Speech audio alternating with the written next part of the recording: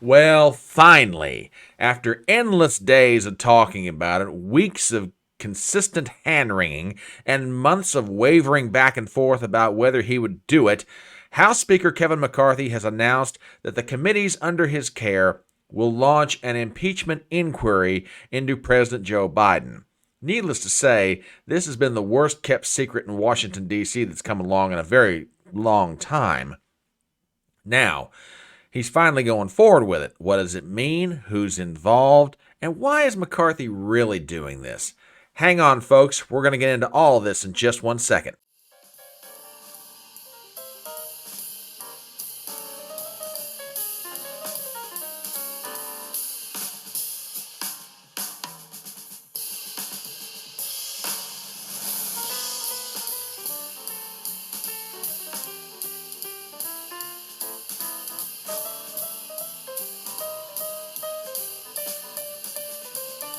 My name is Brian Trippett. I am your front porch conservative. Step on up to my electronic front porch and let's talk.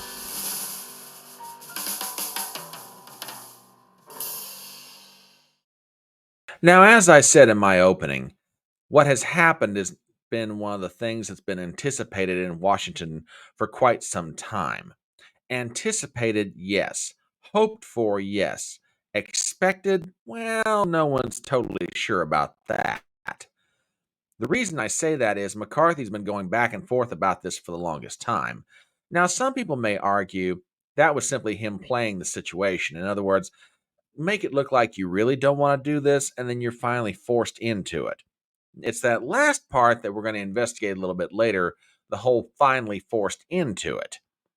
But in the meanwhile, let's take a look at what's going on, see who the players are, try and figure out where it's going from here, and then we'll get into a discussion of motivations. So we will begin with a story from the New York Post. Headline: McCarthy directs House committee to open formal impeachment inquiry into Biden's alleged involvement with Hunter's business dealings. Article by Stephen Nelson. House Speaker Kevin McCarthy on Tuesday ordered an impeachment inquiry into President Biden's alleged involvement in his son Hunter Biden's foreign business dealings. Quote, House Republicans have uncovered serious and credible allegations into President Biden's conduct. Taken together, these allegations paint a picture of a culture of corruption, McCarthy, Republican of California, said at the Capitol. Through our investigations, we have found that President Biden did lie to the American people about his own knowledge of his family's foreign business dealings, the Speaker charged. Eyewitnesses have testified that the president joined on multiple phone calls and had multiple interactions. Dinners resulted in cars and millions of dollars into his son's and his son's business partners. End of quote. Biden has repeatedly claimed he never spoke with his son Hunter or Joe's brother James about their foreign ventures, but witness statements and records from Hunter's abandoned laptop and other sources show otherwise. Quote, I do not make this decision lightly. Regardless of your party or who you voted for, these facts should concern all Americans, McCarthy said. He finished with, the American people deserve to know that the public offices are not for sale and that the federal government is not being used to cover up the actions of a politically associated family. Okay, let's get into this. There are pieces of evidence that have been coming forward now for months and frankly years if you go back to when the story about the laptop broke in October of 2020. And when you take them all together, they paint a very nasty picture. And the picture is this. Here you have Joe as Vice President of the United States. Here you have Hunter, his son. Here you have a situation where Joe cannot go out and do foreign business deals for himself, whereas Hunter can. Now, here's the nasty question. Was Joe using Hunter as the front man and the bag man for the family's business operation? In other words, Hunter makes a deal, Joe gets a cut. And the reason that I say that is if you think back to one of the emails that was found on the laptop, Hunter was complaining to one of his family members, well, hey, at least you're not giving up half of your salary to your dad. Now, that should ring some bells for people and make them ask the question, Why is a grown adult man giving up half of the salary that he makes in his business dealings to his father? Ding, ding, ding, ding, ding, ding. The bells should be going off at that point, and someone should be asking some questions. And there are people on Capitol Hill who've been doing just that. They've been asking, why is it that this is going on? Why are all these transactions coming in from foreign nations? Why are all these things happening? It's finally reached a crescendo to the point the House has taken up an impeachment inquiry. It's not an article of impeachment. If that happens, that'll be done in the House Judiciary Committee under the leadership of Jim Jordan. But in the meanwhile, the committees now have the authority to start looking into this matter with stronger subpoena power than they've had up to this point. So, who's next as far as this drama is concerned? Well, McCarthy has charged 3 House committee chairs to look into this matter. So let's take a look at who they are. From Breitbart, 3 committee chairs tasked with leading Biden impeachment inquiry. Article by Bradley J. Speaker of the House Kevin McCarthy kicked Washington into high gear by announcing the House will begin an impeachment inquiry of President Joe Biden, tasking 3 committee chairs with differing styles to lead the investigation.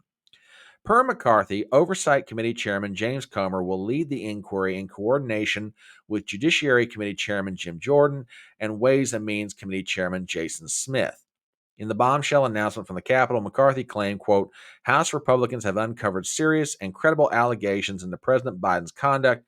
Taken together, these allegations paint a picture of a culture of corruption. A little further into the article, the 3 committee chairmen charged with McCarthy to lead the inquiry have different styles and temperaments that McCarthy will count on to complement one another in making their case to the American people and perhaps a few of their colleagues as the long anticipated inquiry takes center stage. However, in directing the inquiry, McCarthy has only promised to go where the evidence leads. Okay, let's talk about the 3 wise men. James Comer is any number of different things, but one thing you cannot call him is some kind of partisan bomb thrower. He is an old school Kentuckian, genteel through and through. But there is one thing about Comer that I give him a lot of credit for. He reminds me of a good bloodhound dog. When he gets the scent, he's not going to let go until he tracks down what it leads to. The Oversight Committee has taken a lot of flack in the mainstream press, and I kind of expect that. That's the job of the mainstream press. Give flack, not give information, give a lot of flack. But give Comer and the Oversight Committee this. They have been doing yeoman's work, digging in and finding information. Information, frankly, that should be the job of the FBI and the Justice Department to look into, but they're a little busy with other things, like jailing grandmas who happen to walk into the Capitol by accident. Oh, did I say that out loud? Anyway, the Oversight Committee has discovered the following. Hunter had millions and millions of dollars flowing in from countries like China, Romania, Kazakhstan, Ukraine. And they're going into all of these shell companies, about 20 or 25 that were set up by Hunter, Hunter's business partners, or Joe's brother James. Inside those shell companies, wire transfers are going back and forth, zippity-doo-dah, diagonal, straight across, up, down, everywhere. And it sort of begs the question, did any of this money wind up getting into the possession of Joe Biden? Now, Devin Archer has come forward to the Oversight Committee and testified, why, yes, Joe was fully aware of what Hunter was doing. As a matter of fact, he had dinners with our business partners on occasion in Washington, D.C. Hunter would call him up and put him on the phone. In other words, the idea being that Devin Archer is saying, without actually saying it, in so many words, that Hunter was selling access to Dad. Now, that sort of begs a nasty question, which I've asked in previous videos and I've asked on live streams. If any of that money went from those shell companies into the possession of Joe Biden, does that mean that U.S. policy was being dictated due to the terms of finances received by the then vice president?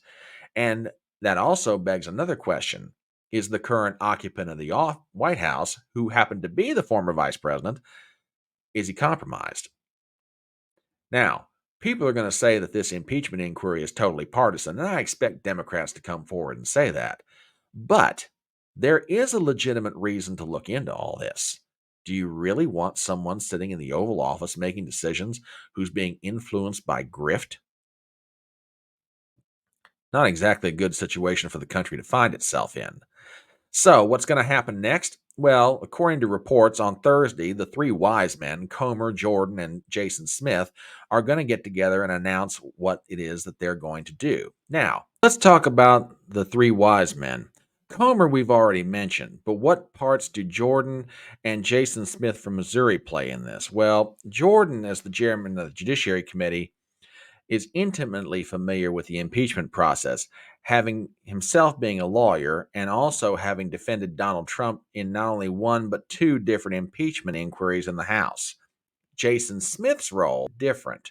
Under normal circumstances, the Ways and Means Committee deals with questions of taxation and tax policy, but as that Breitbart article points out, Jason Smith has been using his committee to investigate the tax end of the Hunter Biden business deal and the Biden business family in general.